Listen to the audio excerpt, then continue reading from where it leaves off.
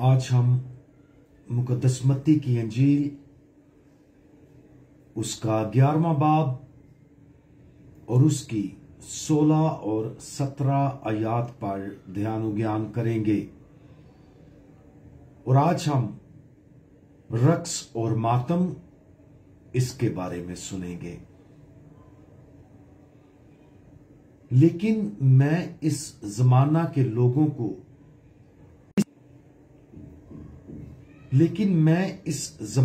लोगों को किससे तशबीह दूं?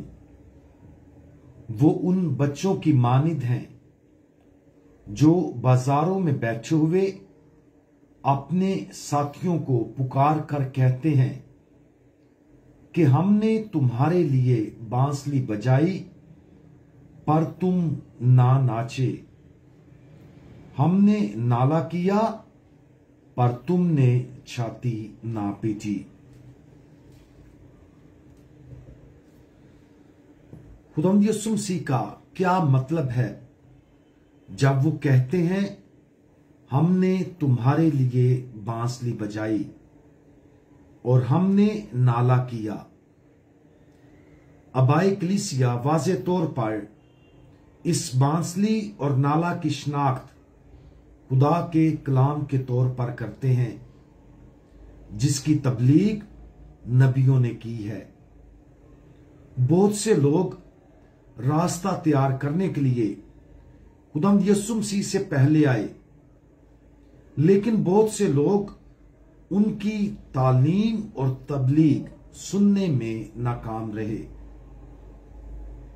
यूहन्ना इस्तबागी आखिरी और सबसे बड़ा नबी था जिसने लोगों को तौबा की दावत दी, लेकिन बहुत कम लोग उसकी बात सुनने के लिए तैयार हुए। इस तरह खुदावंद यीशु इस अफसोसनाक हकीकत की तरफ इशारा करते हैं। हमारे वक्तों और जमाने में हमारे पास अहदनामा कदीम के नबियों से कहीं ज्यादा है। हमारे पास मुकद्दसीन की नाकाबिल यकीन गवाही, कलीसिया की बेमिसाल तालीम, साक्रामेंटों का तोहफा और खुद खुदा के बेटे की जिंदगी और तालीम जो कि नए अहदनामे में दर्ज है। फिर भी अफसोस की बात है कि बहुत से लोग सुनने से इनकारी हैं। बहुत से लोग अंजील मुकद्दस के पैगाम के जवाब में रक्स और मातम करने में नाकाम रहते हैं।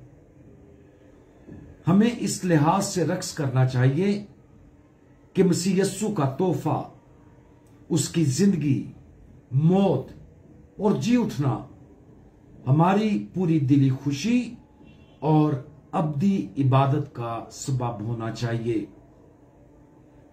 वो जो खुदा के बेटे को हकीकी मानों में जानते और उससे मुहब्बत करते हैं, वो खुशी से भर जाते हैं। मजीद बरां हमें अपनी जिंदगियों और अपने आसपास के लोगों की जिंदगियों में बेशुमार गुनाहों की वजह से मातम करना चाहिए। गुनाह हकीकी और मुरवजा है और एक मुकद्दस दुख ही इसका मुनासिब जवाब है। निजात हकीकी है, जहन्नम हकीकी है और ये दोनों सच्चाइयां हमसे मुकम्मल जवाब मांगती हैं। आज हम अपने आप से चंद सवालात करें कि हमने अपनी जिंदगियों में अंजील मुकद्दस को अपने ऊपर असर अंदाज होने में कितनी मुकम्मल इजाजत दी है। मुकद्दसीन की जिंदगियों और कलीसिया के जरिए खुदा की कही गई बातों पर हम कितना ध्यान देते हैं।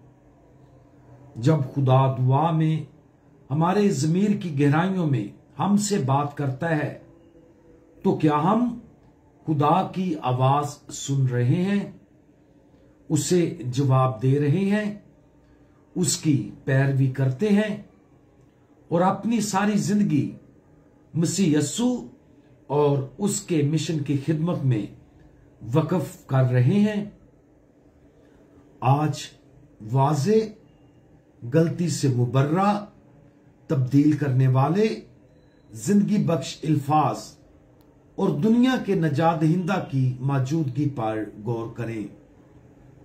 इस बात पर गौर करें कि हमने जिंदगी में उन तमाम बातों पर और उसकी मौजूदगी के बारे में कितनी तवज्जो दी है।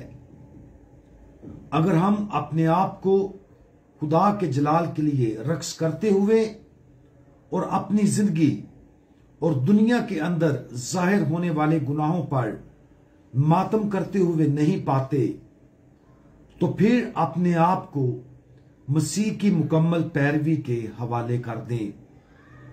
आखिर में याद रखें कि वो सच्चाई जो खुदा ने तमाम जमानों से कही है और उसकी मुकद्दस और इलाही मौजूदगी ही सब कुछ है। हम दुआ मांगें। हमारे जलाली खुदावंद यस्सु, हम अपनी जिंदगियों और अपने इर्द गिर्द की दुनिया में आपकी इलाही मौजूदगी को तस्लीम करते हैं।